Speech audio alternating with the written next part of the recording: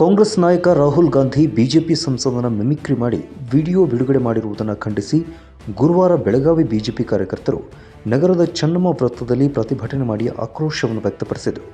ರಾಹುಲ್ ಗಾಂಧಿ ಸದನದಲ್ಲಿ ಹಾಗೂ ಸದನದ ಹೊರಗಡೆಯೂ ಗಂಭೀರವಾಗಿ ಇರುವುದಿಲ್ಲ. ಪ್ರತಿಯೊಂದು ವಿಷಯದಲ್ಲಿಯೂ ರಾಜಕೀಯ ಮಾಡುವ ಅವರು ಬಿಜೆಪಿ ಸಂಸದನ ಮೇಲೆ ಮಿಮಿಕ್ರಿ ಮಾಡಿರುವ ವಿಡಿಯೋ ಬಿಡುಗಡೆ ಮಾಡಿರುವುದನ್ನು ಖಂಡಿಸಿದರು. ಇದೇ ಸಂಸತ್ನಲ್ಲಿ ಹಲ್ಲೆ ಆದರೂ ಕೂಡ ಯಾವುದೇ ಒಬ್ಬ ನಾಯಕರು ಮಾತಾಡ್ತಾರೆ.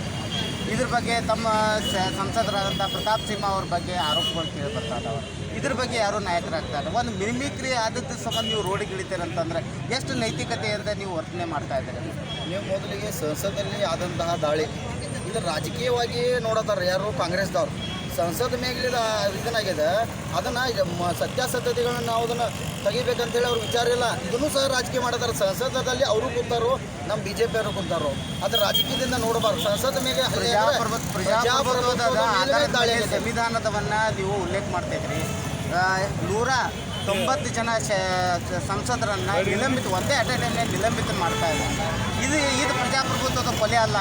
ಇದಕ್ಕಿಂತ ಮೊದಲನೇ ರಾಜೀವ್ ಗಾಂಧಿ ಅವರು ಪ್ರಧಾನಮಂತ್ರಿ ಆದಾಗ 65 ಜನ ರಾಜೀವ್ ಗಾಂಧಿ ಅವರು ಪ್ರಧಾನಮಂತ್ರಿ ಇದ್ದಾಗ ನಾವು ಮಾಡಿದಿಂದ ನಿಮ್ಗೆ ಕಾಣ್ತಾ ಇದೆ. ಅವರು ಸಂವಿಧಾನಬದ್ಧವಾಗಿ ವಿರೋಧವಾಗಿ ಮಾಡಿದಂಥ ಕೆಲಸ ಇರೋದ್ರಿಂದ ಅವರು ಇದನ್ನು ಮಾಡಿಬಾರ್ದು. ಇದನ್ನು ನಾವು ಪ್ರಧಾನಮಂತ್ರಿ ರಾಜೀವ್ ಗಾಂಧಿ ಇದ್ದಾಗ 64ರಿಂದ 65 ಜನಗಳನ್ನು ಅವರು ಸಹ ಮಾಡಿದ್ರು. ಅಂದ್ರೆ ಅವಾಗ ನೀವು ಅದನ್ನು ಖಂಡಿಸಲಿಲ್ಲ. ಸಂವಿಧಾನಬದ್ಧವಾಗಿ ನಡ್ಕೊಳ್ಳಿಲ್ಲ ಅನ್ನೋ ಒಂದು ಉದ್ದೇಶಕ್ಕೆ ನಾವು ಹೋಗ್ತಾ ಇದ್ದೀವಿ ಹೊರತಾಗಿ ಯಾವುದೇ ರಾಜಕೀಯ ದುರುದ್ದೇಶದಿಂದ ಅಲ್ಲ. ರಾಜಕೀಯ ದುರುದ್ದೇಶದಿಂದ ಮಾಡೋದಾದ್ರೆ ಭಾಳ ದಿವಸ ಪೈಲಾನು ಮಾಡ್ತೇವೆ. ಸಂಸತ್ ಮೇಲೆ ಹಲ್ಲೆ ಆಗಿದೆ, ಅದ್ರ ಬಗ್ಗೆ ತಾವೇನು ಹೇಳ್ತೀರಿ?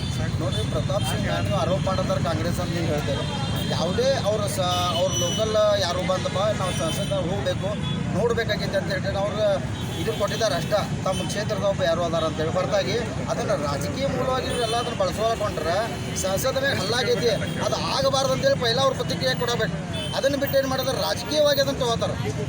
ಅದನ್ನು ನಾವು ಖಂಡಿಸ್ತೇವೆ. ಮೊದಲು ಮುರುಗೇಂದ್ರಗೌಡ ಪಾಟೀಲ್, ಲೀನಾ ಟೋಪನ್ನವರ್, ದಿಗ್ವಿಜಯ್ ಸಿದ್ನಾಳ್, ವೀಣಾ ವಿಜಾಪುರ, ಶರದ್ ಪಾಟೀಲ್ ಸೇರಿದ ಹಾಗೆ ಇನ್ನೂ ಹಲವರು ಕೂಡ ಉಪಸ್ಥಿತರಿದ್ದರು.